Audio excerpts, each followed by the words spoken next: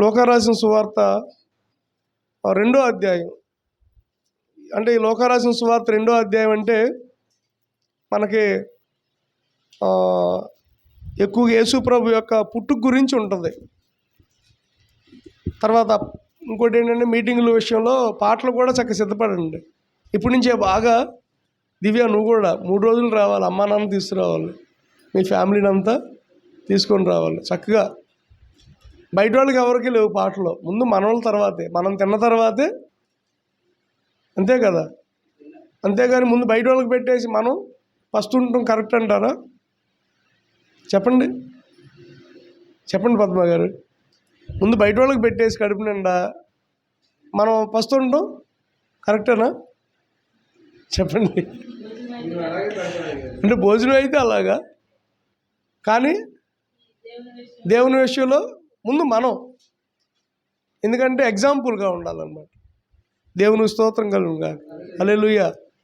చూడండి, లూకా రాసిన సువార్త 2వ అధ్యాయంలో ఒక అమ్మాయి ఉంటుంది.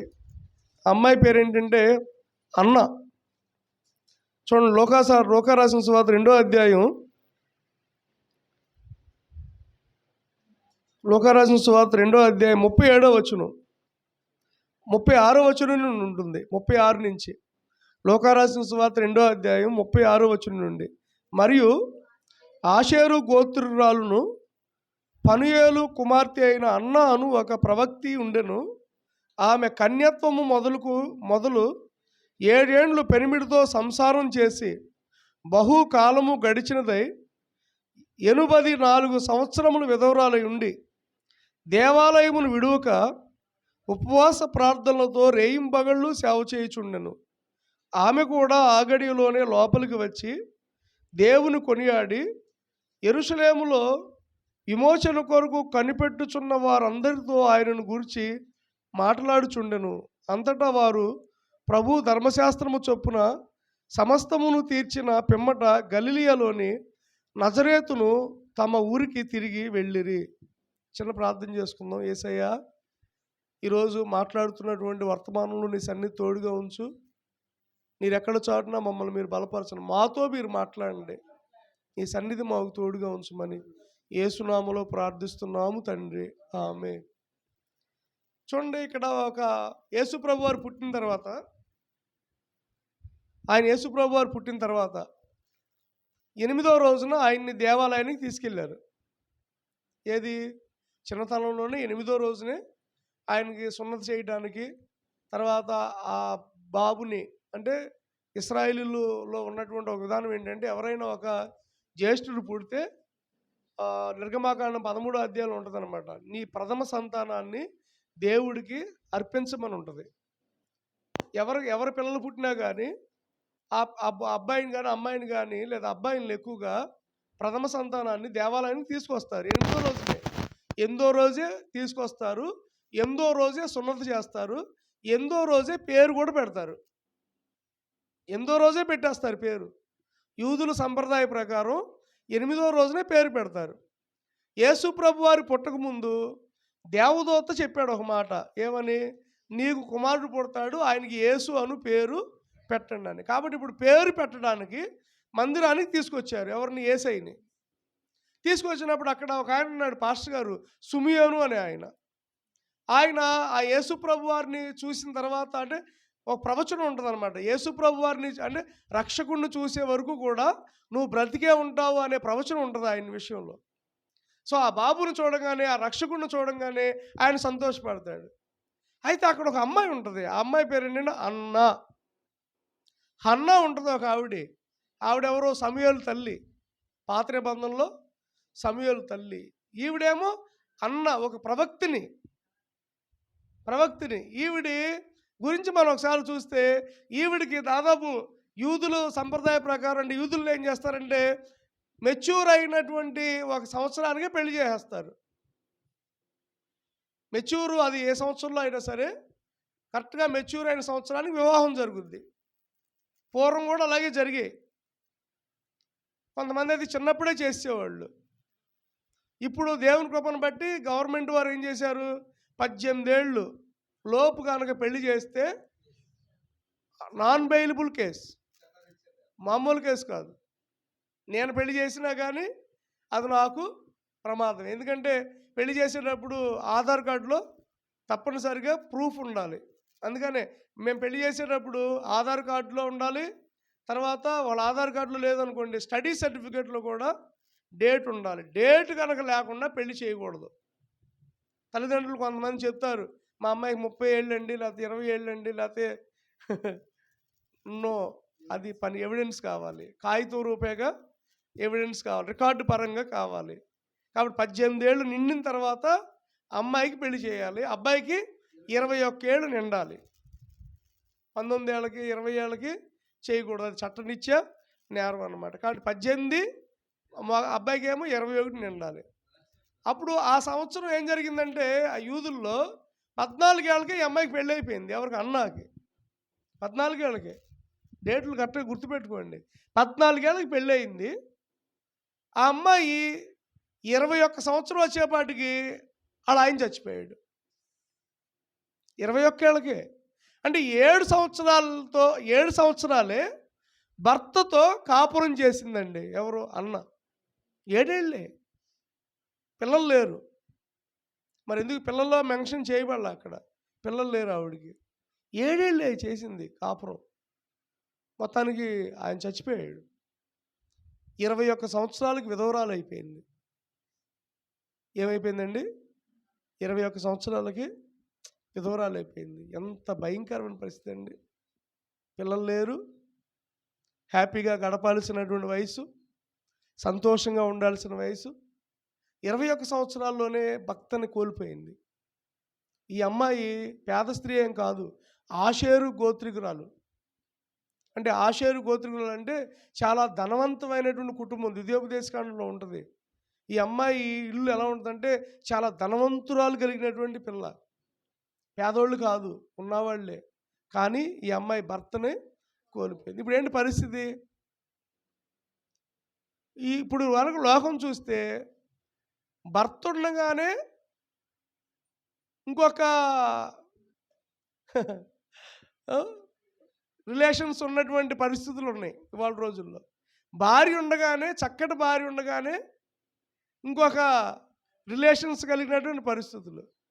ఈ మధ్య నేను వార్తల్లో చూశాను, ఒక ఆవిడంట ఇద్దరు కలిసి వెళ్తున్నారు. అది ఇద్దరు కలిసి వెళ్తుంటే కొంతమంది దుండగులు వచ్చి బంగారం దోచుకోవడానికి వచ్చి ఆ అబ్బాయిని చంపేశారు. ఈ అమ్మాయి లబోదిబోమంట భర్త దగ్గర పడి ఏడ్చింది. తీరా మూసి దేనికి వచ్చారంటే దొంగలు బంగారాన్ని దోచుకోవడానికి. అది అలా మాసిపోయింది. కానీ జరిగింది ఏంటంటే ఈ అమ్మాయే ప్లాన్ అంట. ప్రియుడితో కలిసి ప్రియుడికి ఫోన్ చేసి చెప్పిందంట, మేము పలానా ఊరు వెళ్తున్నాం, ఇక మీరు చూసుకోండి అని. కానీ ప్లాన్ ఏంటి? భర్తను చంపేయాలి. ఈ అమ్మాయి నటన చూడండి. బంగారం పెట్టుకుంది, కావాలనే పెట్టుకుంది, కావాలనే గాజులు వేసుకుంది, అన్నీ వేసుకుంది. వాళ్ళు 4 వచ్చారు. ఆ ప్రియుడు ప్లాన్తో వచ్చాడు, ఎరగనట్టే ప్లాన్తో వచ్చాడు, కొట్టారు. ఈ అమ్మాయిని కూడా తోసేసాడు కావాలనే. ఎందుకంటే అన్నీ రికార్డ్ అవుతుంది కదా. తోసేసాడు, పడిపోయింది. ఆఖరికి ఈ అమ్మాయిని కూడా దెబ్బ వేశారు. కానీ ఇతను మాత్రం చంపేశారు.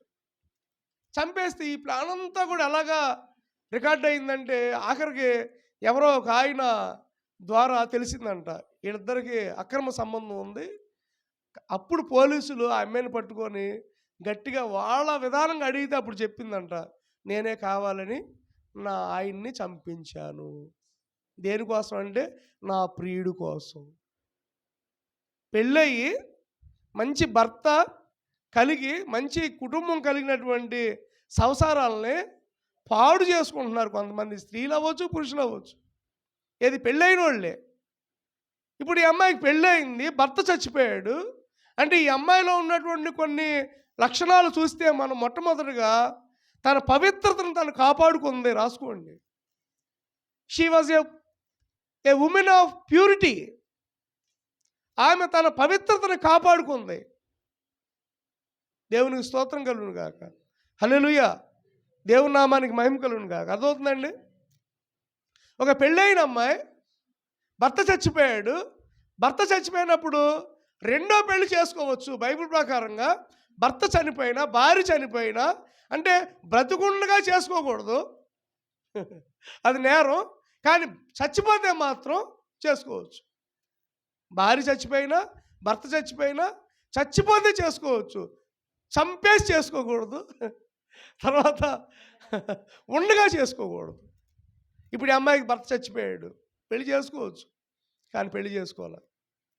ఎక్కడికి వెళ్ళిపోయింది చెప్పండి? ఎన్ని సంవత్సరాలు ఉంది దేవుడి సన్నిధిలో? 84 సంవత్సరాలు. బా, అక్కడ చూడండి, అక్కడ మళ్ళీ ఇప్పుడు చదువుదాం. ఇప్పుడు ఒకసారి చదవండి 36 వచనం. మరియు ఆషేరు గోత్రికురాలును పనుయేలు, పెనుయేలు కాదు, పనుయేలు, పా అంటే పనుయేలన్నా పెనుయేలన్నా ఒకటే. అంటే ఇప్పుడు ఈ అమ్మాయి ఒక మంచి, పెనుయేలు అంటే ఏంటి? దేవుని ముఖం కదా. ఈ అమ్మాయి ఒక దైవికమైనటువంటి కుటుంబంలో నుంచి వచ్చిన అమ్మాయి. ఒక పెనుయేలు కుమార్తె అయినటువంటి అన్న అను ఒక ప్రవక్తి ఉండెను. ఆమె చూడండి, కన్యత్వము మొదలుకొని 7 ఏండ్లు పెనిమిడితో సంసారం చేసి బహుకాలము గడిచినదై 84 సంవత్సరాలు విధవరాలై ఉండి దేవాలయమును విడువక ఉపవాస ప్రార్థనలతో రేయింబగళ్ళు సేవ చేయడం. అంటే ఈవిడలో ఉన్నటువంటి మంచి లక్షణం ఏంటంటే పవిత్రతను కాపాడుకుందండి. ఒకవేళ కుటుంబంలో చాలామంది అనొచ్చు, ఏమ్మా రెండో పెళ్లి చేసుకో అని. తను అనుకుంది, నాకు ఇంకా పెళ్ళొద్దు. ఏమనుకుంది? త్యాగం చేసుకుంది, తన జీవితాన్ని దేవుడి కొరకు త్యాగం చేసుకుంది. హల్లెలూయా, దేవుని నామానికి స్తోత్రం కలుగుగాక. వీళ్ళు క్రైస్తవులే, అంటే దేవుని బిడ్డలే. 7 ఏళ్ళకి పెళ్ళైన 7 ఏళ్ళకి భర్త చచ్చిపోతే, అమ్మ వందనాలండి, పెళ్ళైనటువంటి 7 సంవత్సరాలు భర్త చచ్చిపోతే కోపం వచ్చిందా? దేవుడి మీద రాదా? చెప్పండి అన్న. ఇప్పుడు మనం సపోజు దేవుణ్ణి నమ్ముకున్నాం, ఆదివారం ప్రార్థనకు వస్తున్నాం, అంతా బాగా జరుగుతుంది, పాటలు పాడుతున్నాం, దేవుళ్ళో బలంగా ఉన్నాం, ఎక్కడో పొరపాటు లేదు. మనం వెళ్తా ఒక యాక్సిడెంట్ అయింది అనుకుందాం ఉదాహరణకి. ఛీ, ఏంటి ప్రభువా ఇలా చేసేవేంటి, ఛీ, నేను ఈ వారం సన్నిధికి రాను అంటావా? అనకూడదు. ఆ యాక్సిడెంట్ పట్ల ఆయన ప్రణాళిక ఏముందో, అంతే కదా, అర్థమవుతుందండి? ఆ యాక్సిడెంట్ పట్ల ఆయన ప్రణాళిక ఏముందో. ఒకసారి చెప్పాను, గుర్తుందా మీకు? బస్సు ఎక్కడానికి ఒక అమ్మాయి బయలుదేరి ఇంటికాడ బయలుదేరింది.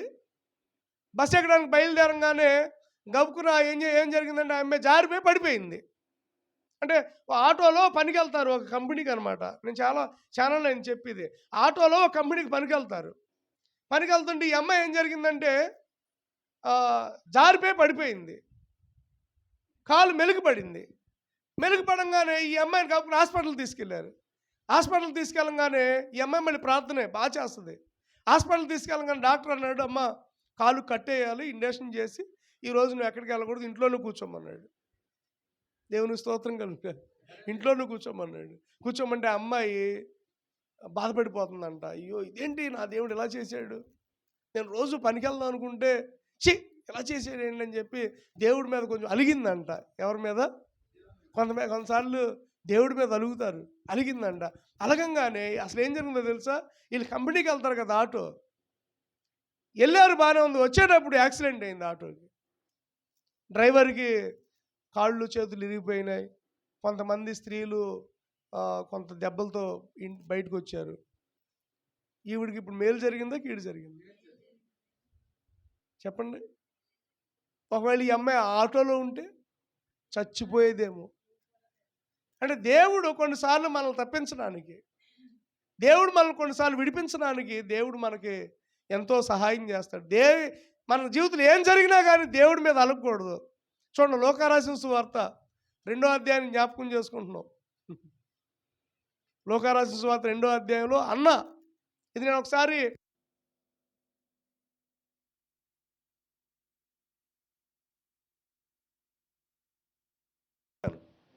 ఓకే, నేను ఎందుకని మన శుక్రవారం నాడు ప్రార్థన చేసుకుంటుంటే ఈ ఆదివారం నాడు ఈవిడ గురించి చెప్పాలనిపించింది. సరే, ఇప్పుడు చూడండి, ఇప్పుడు 7 సంవత్సరాలకే భర్తను కోల్పోయింది. ఇప్పుడు దేవుడి మీద ప్రేమ పుట్టాలా, విరక్తికి పుట్టాలా?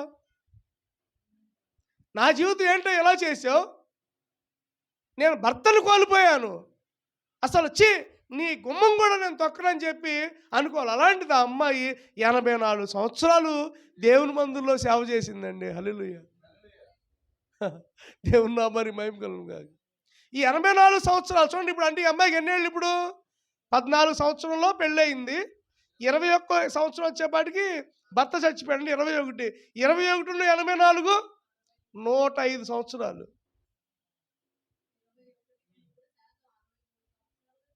అలా కదమ్మా, అదేలే కరెక్టే నువ్వు చెప్పేది. ఈ అమ్మాయికి వయసు ఎంత? 21 + 84 ఎంత?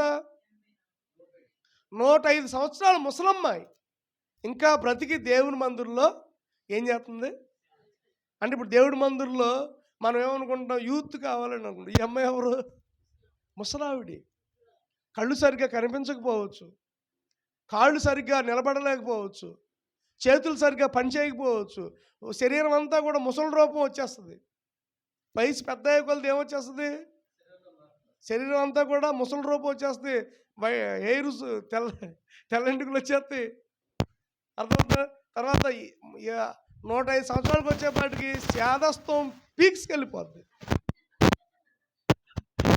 70-80 ఏళ్ళకి 50-60 ఏళ్ళ నుంచి శాదస్తం స్టార్ట్ అయ్యిద్దంట. 60 సంవత్సరాలు వచ్చేపాటికి శాదస్తం అనేది స్టార్ట్ అయ్యిద్ది. మరి 105 సంవత్సరాలకు వచ్చేపాటికి శాదస్తం పీక్స్కి వెళ్ళిపోద్ది. పీక్స్కి శాదస్తం ఎక్కువ ఏమైపోద్ది? పెరిగిపోద్ది. అసలు మామూలు పెరగదు బాబోయ్, ఇవిడు తలకాయ నొప్పి అయిపోద్ది. అలాంటి ఆవిడ దేవుడి మందిరంలో ఏం చేస్తుందంట? సేవ చేస్తుందంటే. ఇప్పుడు మొట్టమొదటిగా మనం ఏం చూసామంటే తను పవిత్రంగా ఉందండి. ఎక్కడా కూడా ఆవిడికి లోక సంబంధమైన ఆలోచనలు రాలేదు. పెళ్లి చేసుకుందామని కానీ, లేదా ఇంకొక ఆలోచన కానీ రాకుండా తాను తన జీవితాన్ని అంకితం చేసుకుంది దేవుడికి. తన జీవితానికి ఎవరికి అంకితం చేసుకుంది? తను ఏమనుకుని ఉంటుందంటే, లోక సంబంధమైన భర్త చచ్చిపోయాడు, పరలోక సంబంధమైన భర్త బ్రతికే ఉన్నాడు. ఆమేన్. అర్థమవుతుందండి? లోక సంబంధంగా భర్త లేడు, కానీ పరలోక సంబంధంగా భర్త. చెప్పండి, పరలోక సంబంధంగా ఉన్న భర్త ఎవరు? యేసయ్యకి చావు, దేవుడికి చావు లేదు. చూడండి ఎంత గొప్ప సేవ చేసిందంటే ఈ అమ్మాయి. మనం చూద్దాం బైబిల్ గ్రంథంలో ఒక్కొక్కటి రాసుకోండి. మొట్టమొదటిగా పవిత్రతను కాపాడుకుంది కదా, అర్థమవుతుందండి. తర్వాత రెండవదిగా చూడండి, ఈ లోకారాసిన సువార్తలో రెండవదిగా చూస్తే 84 సంవత్సరములు విధవరాలై ఉండి దేవాలయాన్ని విడవలేదు. నమ్మకం కలిగి ఉంది దేవుని సన్నిధానంలో. రెండవదిగా నమ్మకస్తురాలు, ఉమెన్ ఆఫ్ ఫెయిత్ఫుల్నెస్. దేవాలయాన్ని విడిచిపెట్టలేదండి. ఎన్ని సంవత్సరాలు? ఏమండి, దేవాలయాన్ని ఆ దేవాలయంలో కూడా ఒక బుధవారం ఆరాధనలు ఉన్నాయి అనుకోండి, ఎల్లుంటుంది. శనివారం అసలు దేవాలయాన్ని విడిచిపెట్టలేదంట ఆవిడ. అంటే తనకి ఇల్లు ఏంటి, ప్రపంచం ఏంటి, పిల్లలు ఎవరు, భర్త ఎవరు, దేవుడే అన్నీ. 84 సంవత్సరాలు దేవాలయాన్ని అంటిపెట్టుకొని ఉందండి. ఏనాడు కూడా దేవాలయాన్ని విడిచిపెట్టలేదు. ఎప్పుడు చూసినా అమ్మాయి ఎక్కడ ఉంది? మందుల్లోనే. ఆ ఊడుస్తా, లేకపోతే కడుగుతా, లేదా శుభ్రం చేస్తా, లేదా సేవకుడికి భోజనాలు చేస్తా, లేదా ఈ చదువుతా మొత్తానికి 84 సంవత్సరాలు దేవాలయాన్ని అంటిపెట్టుకుందండి. ఆమేన్. మనం ఇందా రమ్య చెప్పింది 3 రెట్లు, అవును కదా. 21 సంవత్సరాలు యవన ప్రాయంలో మనం ఎక్కడెక్కడికో వెళ్తాం. ఈ అమ్మాయికి ఎన్ని సంవత్సరాలు? 21 సంవత్సరాలు దేవుని మందిరానికి వెళ్ళింది కదా. నాకు అదే అన్నాను కదా, అంటే యవన ప్రాయంలోనే దేవుని మందిరాన్ని అంటిపెట్టుకుని ఉంది కదా. యవన ప్రాయంలో యవన కోరికలు ఏంటి చెప్పండి? యవన ప్రాయంలో ఏం కోరికలు వస్తాయి? స్నేహితులతో తిరగాలి, అంతే కదమ్మా. అర్థమవుతుంది కదా. స్నేహితులతో, చెలికత్తెలతో తిరగాలి, అంటే స్నేహితురాలతో తిరగాలి. మరి ఈ అమ్మాయి ఆ కోరిక ఏమైపోయింది? ఒకవేళ వాళ్ళకి తెలిసిన స్నేహితులు ఎవరన్నా మందిరానికి వచ్చిందనుకోండి, ఈ అమ్మాయి కూడా కూర్చోబెట్టి ప్రార్థన చేపిస్తుంది. వాళ్ళకి ఇసుగు పుట్టి పద్దాక రావడం మానేసి ఉంటారు. స్నేహితురాలు కనబడ్డారు అనుకోండి, రావే ప్రార్థన చేసుకుందాం అని ఉంటుంది, వాక్యం చదువుకుందాం రా అని ఉంటుంది. అంటే ఇప్పుడు చూడండి, ఈవిడి ప్రజలకు ఎలా ఉందంటే ఒక పిచ్చిదానిలాగా. ఏంటి నీకు పిచ్చా ఏంటి, ఎప్పుడు దేవాలయంలోనే ఉంటావు, పెళ్ళిళ్ళకి రావా, ఫంక్షన్లకు రావా? రాదా, అంతే. 84 సంవత్సరాలు ఆ అమ్మాయికి ఏ ఫంక్షన్కి వెళ్ళా, 84 సంవత్సరాలకి ఆ అమ్మాయి ఎక్కడికి వెళ్ళా. ఆ అమ్మాయికి తెలిసిందంతా ఒకటే, దేవాలయమే. ఆ అమ్మాయి అనుకొని ఉంటుంది, దేవాలయంలోనే నా ప్రాణం పోతే బాగుండు. బా ఏమనుకుంటుంది ఆ అమ్మాయి? దేవాలయంలోనే నా ఊపిరి ఆగిపోతే బాగుండు. ఎందుకంటే నా ప్రాణం దేవాలయం, నాకు ఇష్టమైంది ఏంటంటే దేవాలయం. కాబట్టి దేవాలయం దేవాలయం, దేవుని మందిరం దేవుని మందిరం అని ఆవిడ దేవుడి మందిరాన్ని అనుభవించింది. ఏ రోజు కూడా ఆవిడ దేవాలయాన్ని విడిచిపెట్టలేదంటండి. ఏ రోజు కూడా దేవాలయాన్ని విడిచిపెట్టలేదంట. దేవుడి మందిరాన్ని, దేవుని సహవాసాన్ని, దేవుడి సన్నిధిని ఎప్పుడూ కూడా ఆవిడ విడిచిపెట్టలేదంట. మనమైతే ఏదన్నా ఫంక్షన్ ఉందనుకోండి, ఆదివారం నాడే వస్తాయి కదా ఫంక్షన్లో. ఏమండి, అర్థమవుతుందా? ఆదివారం నాడే ఫంక్షన్లు వస్తాయి. మనోళ్ళు ఏమంటారంటే బంధువులు, పద్దాకా సన్నిధిలోనే ఉండేది, ఈ ఒక్క ఆదివారం ఏమైంది, రావచ్చుగా. ఒక్క ఆదివారం రాకపోతే ఏమన్నా అయిద్దా? దేవుడు ఏమన్నా అంటాడా? దేవుడేమండవు. నిజానికి ఒక ఆదివారం మానేసామనుకోండి, దేవుడు ఏమండవు. అంటాడా? అండు. అబ్బాయి దేవుడేమండు. ఎందుకంటాడు? దేవుడు ఎందుకంటే దేవుడి మీద ప్రేమ లేదు కదా నీకు. అదే దేవుడి మీద ప్రేమ ఉంటే సన్నిధి మానం కదా. దేవుడు ఏమండు అంటే దాని అర్థం ఏంటంటే ఇక నిన్ను ఆ వారం అంతా పట్టించుకోడు. ఆ వారం అంతా పట్టించుకోడు. ఇంకెందుకు పట్టించుకుంటాడు? మనం ఎందుకని దేవుడి మీద ఆధారపడి ఆయన ఆరాధిస్తున్నాం? గడిచిన 4 నెలలు కూడా దేవుడు మనకి తోడుగా ఉన్నాడు కాబట్టి. ఇప్పుడు మనం ఈ ఆదివారం సన్నిధికి రాలేదు, ఈ వారం అంతా కూడా మనలో ఏం జరుగుద్ది చెప్పండి? ఏం జరుగుద్ది? ఏం జరగకపోవచ్చు. అంటే ప్రమాదాలు జరుగుతాయి అని నేను చెప్పట్లా, ఏం జరగకపోవచ్చు. కానీ ఆయనకి నీకు ఉన్నటువంటి సంబంధం ఏమైద్ది? దూరం అయిపోద్ది. కాబట్టి ప్రతిరోజు దేవాలయాన్ని విడిచిపెట్టలేదండి. ఎవరు? 84 సంవత్సరాలండి. దేవాలయంలో ఎన్ని సంవత్సరాలు పనిచేసింది? 84 సంవత్సరాలు దేవాలయాన్ని అంటి పెట్టుకొని ఉందండి. హల్లెలూయా! ఎంత నమ్మకం కలిగి ఉందండి ఈ అమ్మాయి. అంత నమ్మకంగా దేవుడి సన్నిధిలో మనం ఉండగలుగుతున్నావా? ఎప్పుడైనా సరే ఒకటి గుర్తుపెట్టుకోండి, ఎవరిని దేవుడు ఆశీర్వదిస్తాడంటే నమ్మకంగా ఉన్నవారిని ఆశీర్వదిస్తాడు. పనిలో అయినా, ఉద్యోగంలో అయినా, మా చదువు పరంగా అయినా, ఏ పరంగా అయినా సరే దేవుడికి కావాల్సింది ఏంటి? నమ్మకంగా కనుక మనం ఉన్నాం అనుకోండి, దాంట్లో దేవుడే మనల్ని ఆశీర్వదిస్తాడు. హల్లెలూయా! దేవుని నామాన్ని మహిమ కలుగును గాక. అంటే దేవుడు అందుకనే ఆకాశం నుండంట నమ్మకస్తులను చూస్తున్నాడంట. ఏం చూస్తున్నాడు? ఆకాశం నుండి నమ్మకస్తులను చూస్తున్నాడంట. ఎవరు దొరుకుతారా, ఎవరు దొరుకుతారా, ఎవరుంటారా అని. నోవాహు కాలంలో చాలామందిని చూశాడు కానీ ఎవరు లేరు. కానీ ఒక ఆయన ఉన్నాడు పాపం, పిచ్చోడు నాలాగా, నోవాహు. అందుకనే బైబిల్ గ్రంథంలో ఉంటుంది, నోవాహు కృప పొందుకున్నవాడై అయ్యాడు. అంటే చాలామంది పరలోకంలో నుండి దేవుడు చూస్తాడంట, ఎవరుంటారా ఎవరుంటారా ఎవరుంటారా అని. కూరగాయలు కొనుక్కుంటారు మీరు, కూరగాయలు ఏరు కొనుక్కుంటారు, ఏరకుండా కొనేసుకుంటారా? టమాటాలు కొంటామండి, కాకపోతే టమాటాలన్నీ కూడా ఇలా పోసి అందులో వేసేసుకుంటావా? టమాటాలే చూస్తున్నావుగా మనం. ఉల్లిపాయలు, మామిడికాయలు, మొన్న ఆదివారం మామిడికాయలు ఆటో వచ్చింది, అందులో ఏరి ఏరి ఏరి బాబు మంచి ఇవ్వు, బాబు మంచి ఇవ్వు అని ఏరు తీసుకున్నాం మనం. అంటే కూరగాయల్లో మనం ఏరుతున్నాం, ఫ్రూట్స్లో మనం ఏరుతున్నాం, బట్టలు కూడా, చీరలు కూడా. ఏమండి, ఏది బాగుంటుందా? అదే ఇలా అంచు చూసుకొని మళ్ళీ ఇలా పెట్టుకొని బాగుంటుందా లేదు, మళ్ళీ ఇలా పెట్టుకొని ఎలా ఉంటుందా అని చెప్పి చూసుకొని, అంటే ఎన్నో చీరలు ఉంటాయి, గబుకుని వెళ్ళి బాబు చీర ఇచ్చి అని చెప్పి తీసుకొచ్చేస్తామా?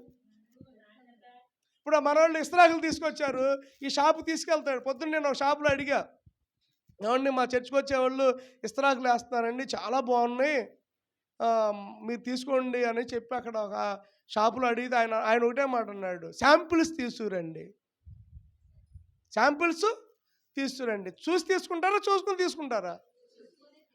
అంటే ఇస్తరాకులు కూడా ఒక 5 నిమిషాల్లో మనం కలిపేసుకొని తినేసి పారేసేదాన్ని కూడా మనం సెలెక్ట్ చేసుకుంటున్నాం. వస్త్రాలు సెలెక్ట్ చేసుకుంటున్నాం, కూరగాయలు సెలెక్ట్ చేసుకుంటున్నాం, వస్తువులు సెలెక్ట్ చేసుకుంటున్నాం, పరికరాలు సెలెక్ట్ చేసుకుంటున్నాం.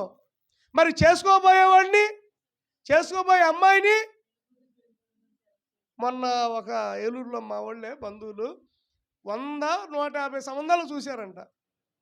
ఎంత మటుకు కుదరకు ఇసుగు పుట్టి పెళ్లి కొడుకు నేను చేసుకుని అంటున్నాడంట. అన్నమాట ఏంటంటే ఏ క్లాస్ అయిన సంబంధాలు వచ్చినాయంట, మంచి అందంగా ఉన్నటువంటి అమ్మాయిలు వచ్చారంట. కానీ దాంట్లో కూడా మనోడికి ఇంకా సెలెక్ట్ అవ్వాల.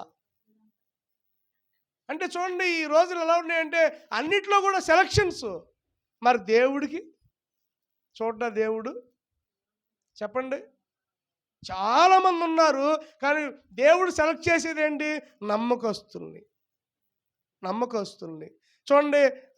దావీదు మన సౌలు దేవుడికి వ్యతిరేకంగా ఉన్నప్పుడు సమూయేలుని ఏమంటాడంటే, దేవుడు వెళ్ళి నువ్వు వెళ్ళి నా కొరకు ఇశ్రాయేలుని పాలించే ఒక అతను ఉన్నాడు, యెషయా ఇంట్లో ఉన్నాడు, మీరు వెళ్ళి సెలెక్ట్ చేసుకొని రండి అంటాడు. ఎవరిని? సౌలుని, క్షమించండి సమూయేలుని. సమూయేలు వెళ్తాడు దేనికి? ఒక అతన్ని సెలెక్ట్ చేయడానికి. ఎవరిని సెలెక్ట్ చేయడానికి? ఇశ్రాయేలు మీద రాజుగా సెలెక్ట్ చేయడానికి సమూయేలు అంటే పాస్టర్ గారు వాళ్ళ ఇంటికి వెళ్తాడు. వాళ్ళ ఇంటికి వెళ్తే 7 పిల్లలు ఉంటారు, మొత్తం 8 మంది పిల్లలు. ఎవరికి? యెషయాకి. దావీదు అనే ఆయన ఎక్కడ ఉంటాడు? చాలల్లో, పొలాల్లో, అరణ్యంలో గొర్రెల మందలను కాసుకుంటూ ఉంటాడు. ఈ లోపల చెప్తాడనమాట, నేను దేనికి వచ్చానంటే నేను మీ అబ్బాయిల్ని దేవుడు ఒకళ్ళ రాజుగా చేయమన్నాడు అని అంటగానే పెద్ద కొడుకుని తీసుకొస్తాడు. ఏం తీసుకొస్తాడు? పెద్ద కొడుకు ఎత్తుగా ఉంటాడు. యుద్ధానికి రాజు అంటే ఎలా ఉండాలి? రాజు అంటే ఎలా ఉండాలండి కిషోర్ గారు? ఎత్తుగా ఉండాలి, గుండె బాగుండాలి, తర్వాత కండలు ఉండాలి, అవసరమైతే 10 మందిని ఇసిరేసేటట్టు ఉండాలి రాజుగారు. సరే ఈ అబ్బాయి ఎదురుగా వస్తే సమయాలు అనుకుంటాడు, అబ్బా ఇతనే అనుకుంటాడు. కానీ దేవుడు అంటాడు, నేను ఏర్పాటు చేస్తుంది ఇతను కాదు, పక్కకు తోసే అంటాడు. సమయాలు అంటాడు, ఇదేంటి ప్రభా బాగున్నాడుగా, నీకు బాగున్నాడు కానీ నాకు బాగోలా. దేవుడు అన్నాడు, నీకు బాగున్నాడు, నీకు నచ్చాడు, కానీ నాకు నచ్చలా. నీవు పై రూపాన్ని చూస్తున్నావు, కానీ నేను ఏం చూస్తాను? చదవండి నా మాట. మొదటి సమూయేలు గ్రంథం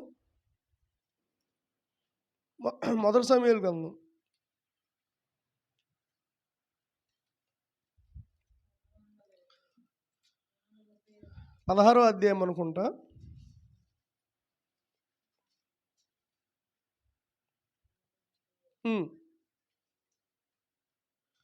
పదహారో అధ్యాయం అనుకుంటా. 16వ అధ్యాయమే 7వ వచనం చూడండి.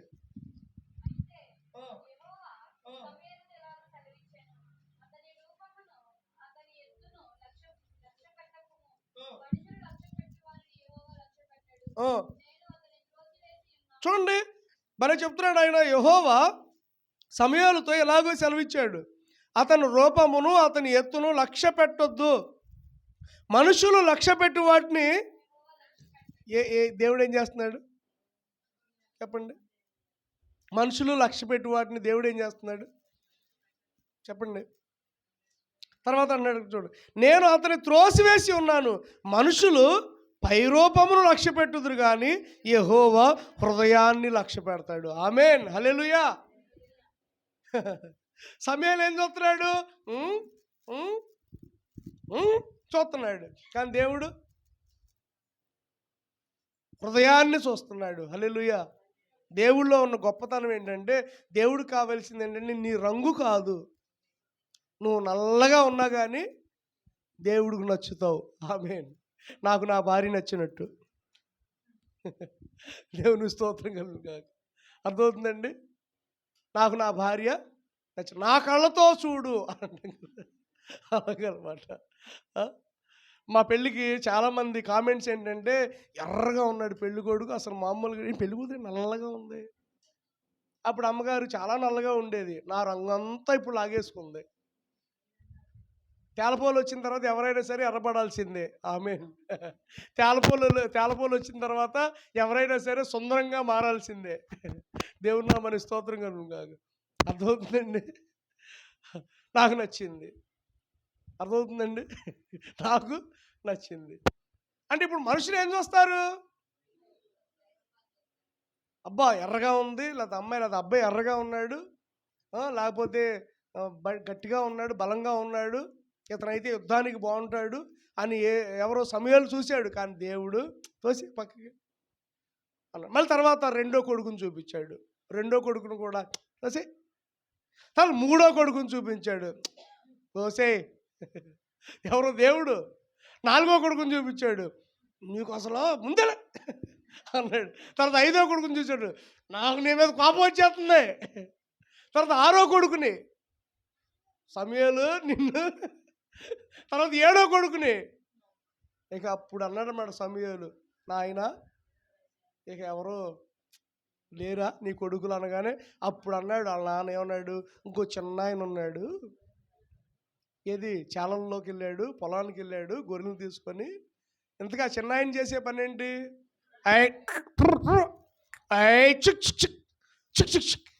ఏది గొర్రెలు తోలుతారు కదా, అలాగేనా తోలేది? గొర్రెలు అలాగే కదా తోలుతారు. ఆయన చేస్తున్నాడు. ఈ లోపల అమ్మ కౌరు వెళ్ళింది. ఎవరికి? దావీదుకి. ఓయ్ దావీదు, మీ నాన్న కాకేస్తున్నాడు రా ఎలా అన్నాడు. ఇదే మా నాన్న నన్ను కాకేయటం ఏంటి అని చెప్పి దావీదు అమ్మటే ఉన్న పడంగానే, దావీదు అన్న ఎంత ఉన్నాడు అప్పుడు? 17 ఏళ్ళు. మన బన్నీ ఎంత? బన్నీకి ఎన్నండి? 17. ఎగ్జాక్ట్గా సేమ్ అదే ఏజ్. అలాగే ఉన్నాడు. కాకపోతే బన్నీ అంత అందగాడు కాదులేండి. దావీదు కూడా అందగాడే, కానీ సన్నగా బక్క పెలసగా ఏదో గొర్రెలు కాసుకుంటా ఏదో బన్నీలతో మాసిపోయిన నిక్కరేసుకొని మొహం అంతా కూడా, ఎందుకంటే మరి పొలంలో ఉంది కదా, మొహం అంతా కూడా పక్క పలసగా వచ్చాడండి. ఎవరు? దావీదు. ఈ లోపల దేవుడు అన్నాడు, ఇతడు నేను ఏర్పాటు చేసుకున్నటువంటి, చదవండి ఆ మాట, మొదటి సమయంలో అక్కడే ఉంటుంది, చదవండి.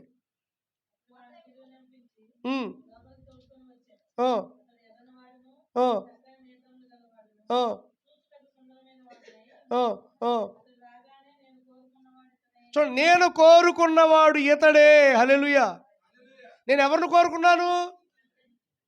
పెద్ద అబ్బాయి లేడు, చిన్న అబ్బాయి లేడు, మూడో వాడు లేడు, అందరిని కోరుకోవాలా. అంటే దేవుడు ఎవరిని కోరుకున్నాడు? నమ్మకమైన వాడు. దావీదు ఎవరు అంటే, దావీదులో దేవుడు ఏం చూశాడు తెలుసా? దావీదు గొర్రెలు కాసేటప్పుడు ఒక రోజున జరిగింది ఏంటంటే, ఆ గొర్రెల మందలను ఎత్తుకెళ్ళిపోవడానికి సింహం వచ్చింది. మనమైతే సింహం రాగానే ఏం చేస్తాం? తుర్రుమంటే పక్కకి వెళ్ళి చెట్టో పుట్టో ఎక్కి దాక్కుంటాం. కానీ దావీదు ఏం చేశాడు తెలుసా? దావీదు ఏం చేశాడు తెలుసా?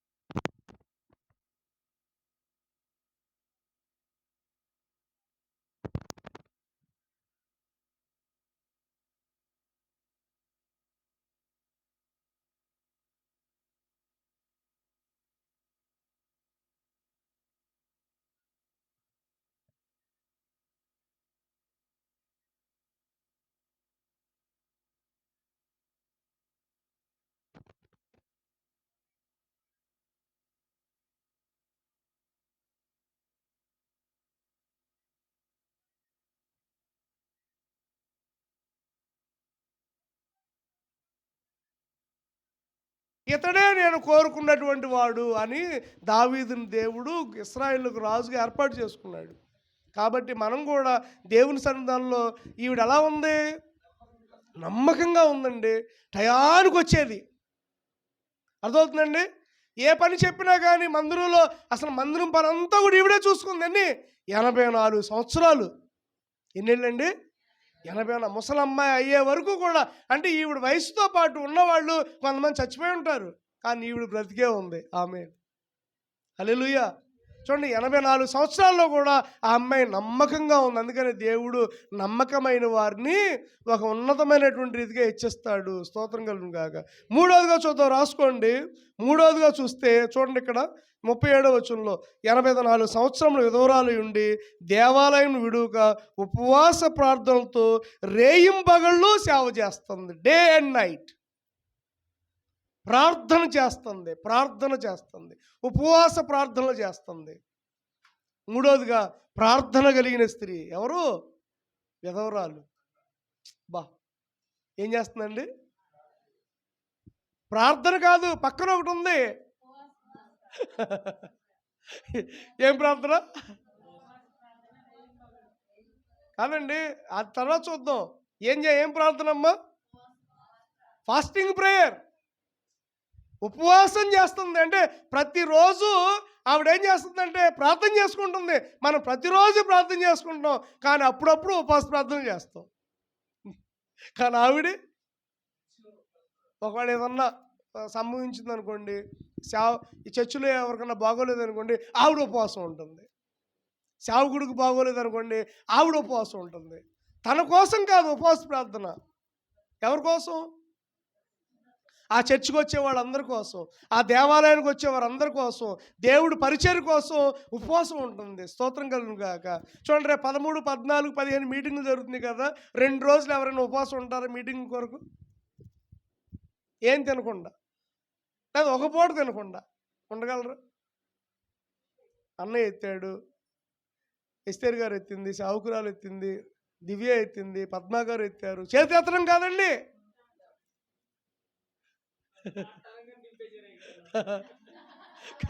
కాదండి, చేతులు ఎత్తడం కాదు. అయ్యా మా సేవకుడు భారంగా మీటింగులు పెడుతున్నాడు, నువ్వు సహాయం చేయను ఆయన. నీ ఒక్క పూట అన్నం కానీ టిఫిన్ కానీ మానేసి ప్రార్థన చేస్తారా? మీరు ఎట్లా చేయి, అది పర్లేదులేండి. మీరు ఇప్పుడు ఎత్తే నేనేం మిమ్మల్ని ఎత్తేయను. ఎందుకంటే మీలో కొంతమంది అలా ప్రార్థన చేయాలి, కానీ ఈవిడి ఉపవాస ప్రార్థన చేసింది. అప్పుడు ఎంత ప్రార్థన అండి, ఎంత చక్కటి ప్రార్థనా పరురాలండి ఈవిడి. అర్థమవుతుందండి? తర్వాత ఇంకోటి ప్రార్థనే కాదండి, 4వదిగా రాసుకోండి. రేయింబగల్లో సేవ చేస్తుంది, దేవుడికి సేవ చేస్తుంది. Service to God. దేవుడికి సేవ చేస్తుంది. ఎవరికండి? దేవుడికి. దేవుని సేవ. ఎందుకంటే దేవుని సేవ అంటే ఏంటి? మొన్న అనుకున్నాం కదా, మొన్న పోయిన ఆదివారం ఏం జ్ఞాపకం చేసుకున్నావు? దేవుని మందిరంలో పరిచర్య. ఓడవటం కానీ, తొడవటం కానీ, అన్నం వండటం కానీ, లేకపోతే కిటికీలు తొడవటం కానీ, లేకపోతే డోర్లు తొడవడం కానీ, లేదా క్లాతులు తొడవడం కానీ, లేదా వస్త్రాలు తొడవడం కానీ, లేదా ఇలాంటి చిన్న చిన్న ఏమంటారు బ్లాంకెట్స్ అంటారు కదా, ఇట్లాంటివి ఉతకడం కానీ. ఏం చేస్తుంది ఈవిడి? సేవ చేస్తుంది రేయింబగల్లో, డే అండ్ నైట్. రాత్రింబగల్లో సేవ చేస్తుందండి. ఎంత గొప్ప లక్షణం అండి. 4వదిగా ఏం చేస్తుంది? దేవునికి సేవ చేస్తుంది. స్తోత్రం కలుగును గాక. దేవుని నామానికి మహిమ కలుగును గాక. దేవుని నామానికి కృప కలుగును గాక. దేవుడికి ఘనత కలుగును గాక. ఏం చేస్తుందండి ఈవిడ? రేయింబగల్లో సేవ చేస్తుందండి. మనం అలా చేయగలగాలి. మనం ప్రతిసారి సేవ చేసేటటువంటి వారుగా మనం ఉండాలని దేవుని వాక్యం సెలవిస్తుంది. దేవుని సేవ చేయటం ఎంతో గొప్ప భాగ్యం. ఎందుకంటే దేవుడు మనకి ఆరోగ్యాన్ని ఇస్తున్నాడు, దేవుడు మనకి ఆశీర్వాదాన్ని ఇస్తున్నాడు, దేవుడు మనకి కృప చూపుతున్నాడు.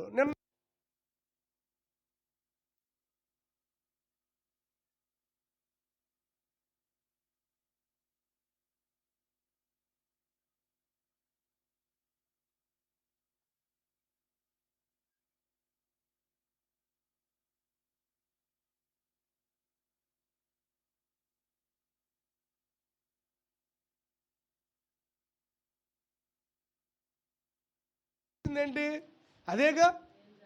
ఏమన్నాడు ఆయన ఆ రోజున?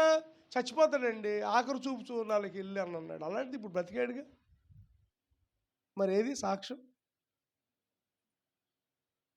ఏది? నేను అదే అన్న ఆవిడ, ఏమండి ఒకసారన్నా వచ్చి సాక్ష్యం చెప్పొచ్చుగా, అందరం సంతోషిస్తాం. ఏమండి మీరు ప్రార్థన చేశారు. ఇప్పుడు కిషోర్ గారు చెప్తాడు, పోయిన ఆదివారం మిషన్ వచ్చింది, దేవుని స్తోత్రం. పోలీస్ కేసు పెడదాం అనుకున్నాం, డిఎస్పి గారి దగ్గరికి వెళ్ళాం, కానీ దేవుడు అలాగ నడిపించేశాడు. ఆమేన్. దేవుడు చేసిన కార్యాలు మనం ఎప్పుడు కూడా మర్చిపోకూడదు. దేవుడు చేసిన మేలులు మనం ఎప్పుడు కూడా మర్చిపోకూడదు. అలాగనే ఈవిడికి ఏం జరిగిందండి? ఇంత సేవ చేస్తుంది. మనం అడుగుదాం, మనం ఆవిడని ప్రశ్నిద్దాం. రేపు పరలోకం వెళ్ళిన తర్వాత ఆవిడని అడుగుతాను నేను.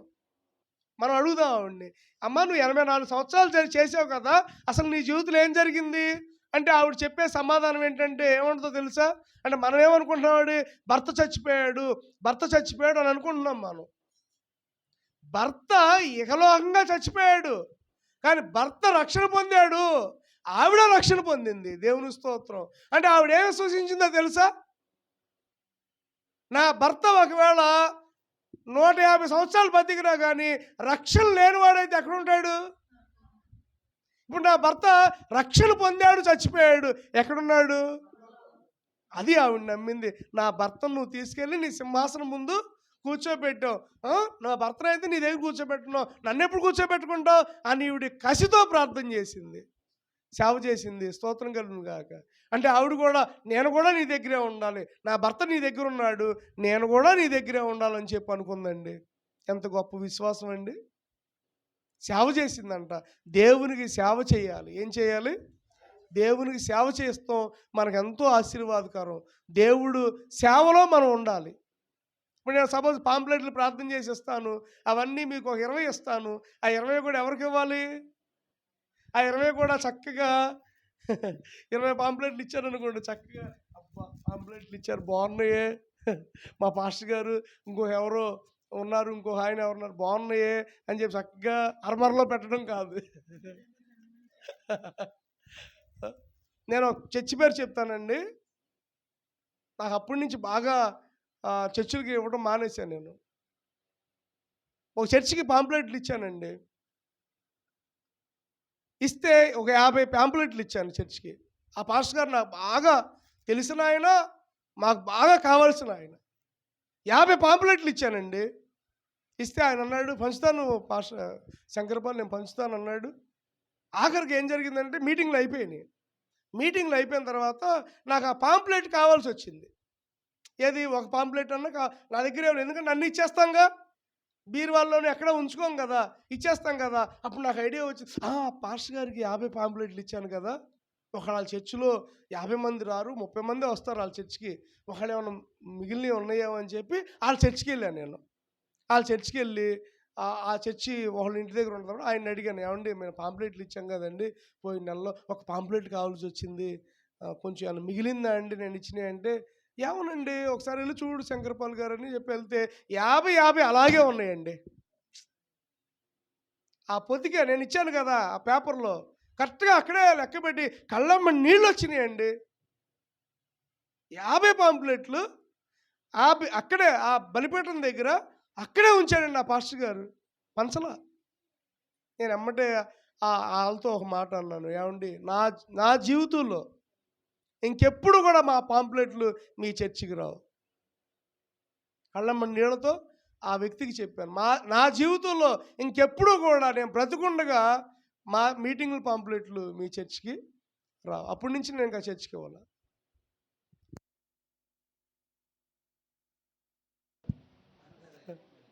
చూడండి, మా పాస్టర్ గారు, నేను గర్వంగా చెప్పుకున్నాను, ఎక్కడికి వెళ్ళా నేను చెప్పుకున్నాను మా పాస్టర్ గారు పలానా ఆయన అని.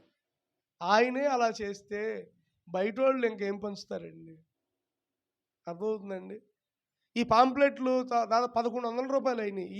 ఇది 1000 1100 రూపాయలు అంటే ఇట్ ఈస్ నాట్ ఏదో ఎక్కువై ముద్రించాల, లేకపోతే ప్రతి పాంప్లెట్ కూడా చాలా విలువైంది. మనం ఇచ్చిన తర్వాత వాళ్ళు చింపేశారు అనుకోండి, అది లెక్క ఎవరు చూసుకుంటారు? లెక్క ఎవరో చెప్తారు? చించిన వాళ్ళు, పారేసిన వాళ్ళు చెప్పుకుంటారు. కానీ అదే మనం ఇవ్వకుండా మనమే మన మనలో ఉంచేసిన అనుకోండి, లెక్క ఎవరు చెప్పాలి? మనం చెప్పాలి. కాబట్టి సర్వీస్ టు గాడ్, దేవుని సేవ అనేది చాలా గొప్ప. పాంప్లెట్లే కాదు, ఎగ్జాంపుల్ చెప్పాను, ఏది మనకిచ్చినా కానీ మనం దాంట్లో ఏం చేయాలి? నమ్మకంగా ఉండాలి. హల్లెలూయా.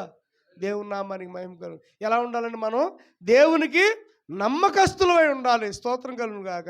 ఐదవదిగా చూడండి, ఆవిడలో ఉన్నటువంటి ఒక గొప్ప విధానం ఏంటంటే, చూడండి ఇక్కడ రెండో అధ్యాయం 38వ వచనం.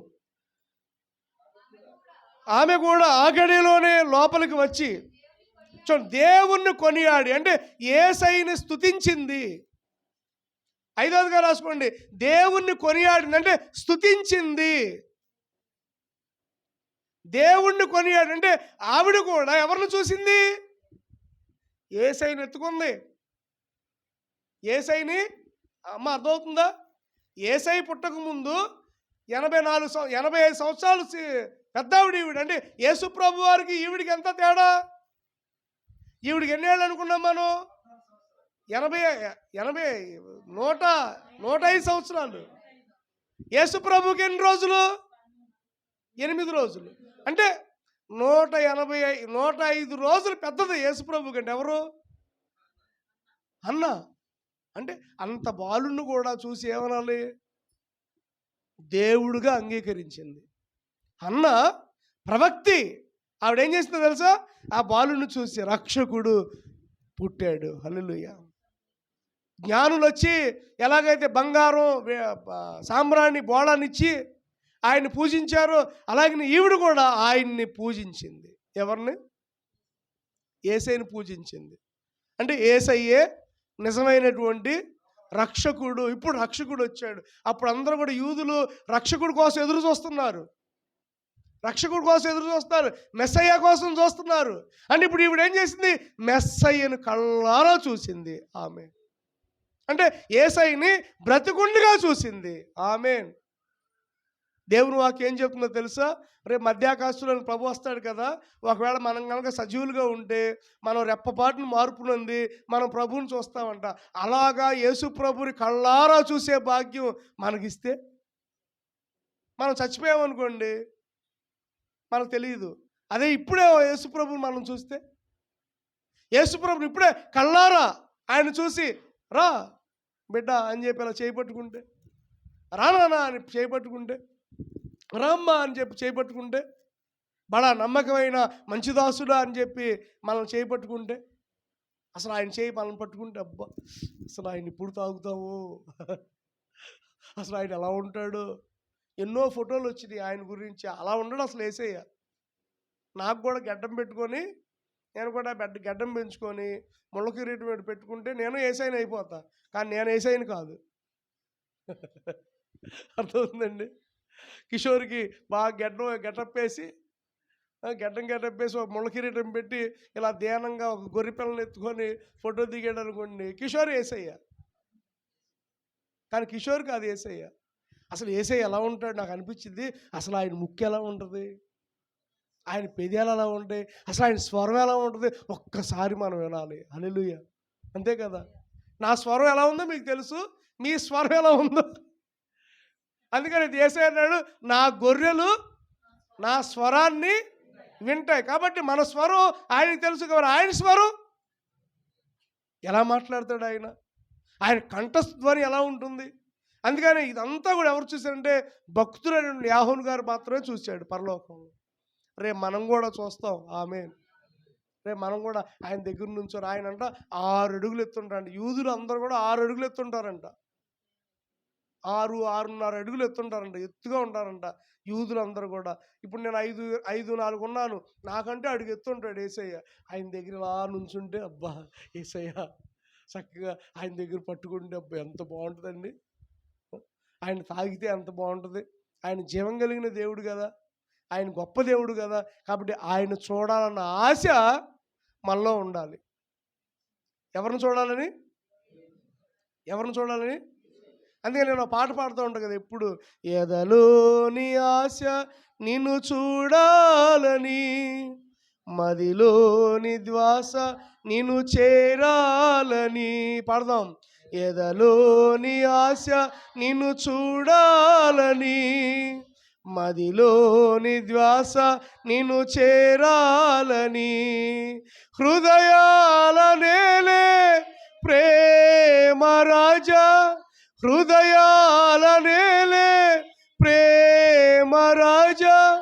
బ్రతుకంత నీ కొరకే యేసు ప్రభు, నా బ్రతుకంత నీ కొరకే యేసు ప్రభు, ఎదలోని ఆశ నిన్ను చూడాలని, మదిలోని ధ్వాస నిన్ను చేరాలని, ఎదలోని ఆశ నిన్ను చూడాలని, మదిలోని ధ్వాస నిన్ను చేరాలని. హల్లెలూయా. సో మన ఆశ ఏంటి? యేసయ్యను చూడాలి, యేసయ్యతో మాట్లాడాలి, అది మన ఆశ. అందుకని ఇక్కడ చూడండి, వీడి ఆశ ఏంటి? 84 సంవత్సరాలు ఉంది అంటే అప్పటికి 105 సంవత్సరాలు అమ్మే వయసు. మొత్తానికి యేసయ్యను చూసి చచ్చిపోయింది. ఆ తర్వాత యేసయ్య చూశాక ఎప్పుడు చచ్చిపోయిందో తెలియదు. మొత్తానికి యేసయ్య మందిరంకి వచ్చాడు, ఆయన పేరు పెట్టారు. పేరు పెట్టేటప్పుడు కూడా ఆవిడ ఉంది. ఎవరికి పేరు పెట్టేటప్పుడు? యేసు. యేసు అనగా ఎవరు? రక్షకుడు అని పేరు పెట్టినప్పుడు ఆవిడ కూడా ఉంది. ఆవిడ కూడా యేసు ప్రభు అని బుగ్గల గిల్లు ఉంటుంది, చక్కగా ఆయన్ని ఆడిచి ఉంటుంది, ముద్దాడి ఉంటుంది, చక్కగా ఇట్లా ఎత్తుకుని ఉంటుంది. మనం కనుక చిన్నపిల్లల్ని ఎత్తుకుంటాం కదా, అలా ఎత్తుకొని చక్కగా ఓంటమ్మా ఓంటున్నానా అని ఎవరినంది? ఆయనని ఆయనతో ఒక మాట అని ఉంటుంది, అబ్బా నువ్వు మమ్మల్ని అందరినీ రక్షించడానికి వచ్చినవాడు అయ్యా అని చక్కగా ఎత్తుకొని ముద్దాడింది. ఆ తర్వాత వాళ్ళు మందిరంలోంచి వెళ్ళిపోయారు. వెళ్ళిపోయిన తర్వాత ఆవిడ అమ్మయ్యా నాకు ఎంత హ్యాపీగా ఉందో, 84 సంవత్సరాలు నేను పరిచర్య చేశాను, పరిచర్య చేసిన తర్వాత నాకు పొందుకున్న ఆశీర్వాదం ఏంటి? యేసయ్యని నేను తాకగలిగా. అబ్బా 84 సంవత్సరాలు పరిచర్య తర్వాత ఆవిడకి వచ్చిన గిఫ్ట్ ఏంటి?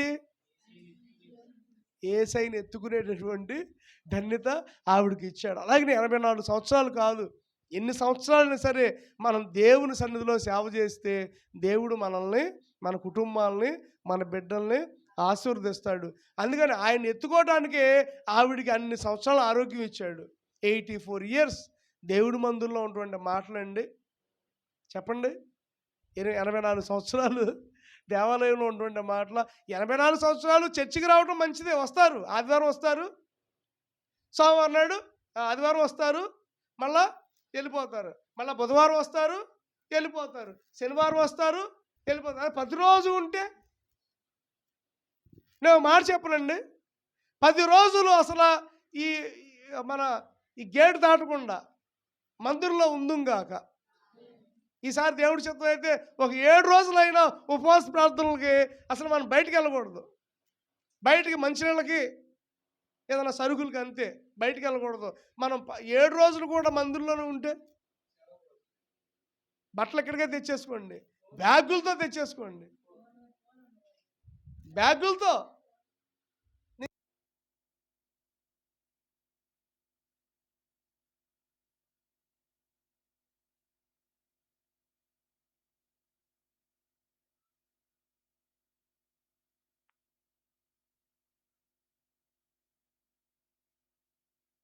అక్కడే స్నానాలు చేసి 10 రోజులు ప్రార్థనలో ఉంటారు.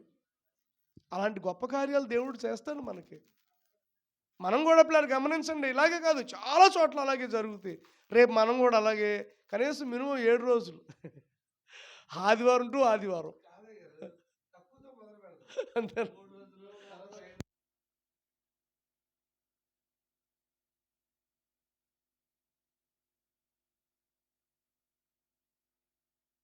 కదా. సరే ఓ పని చేద్దాం, ఈసారి 24 గంటలు ప్రార్థన పెడదాం.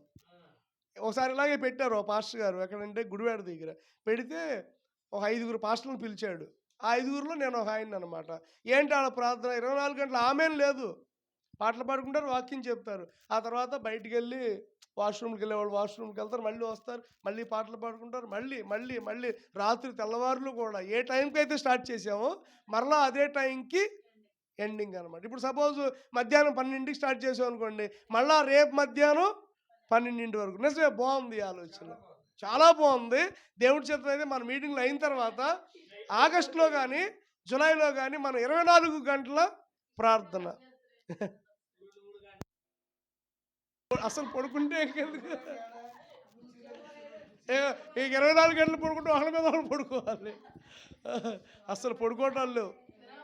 ప్రార్థన చేయడమే ప్రార్థన.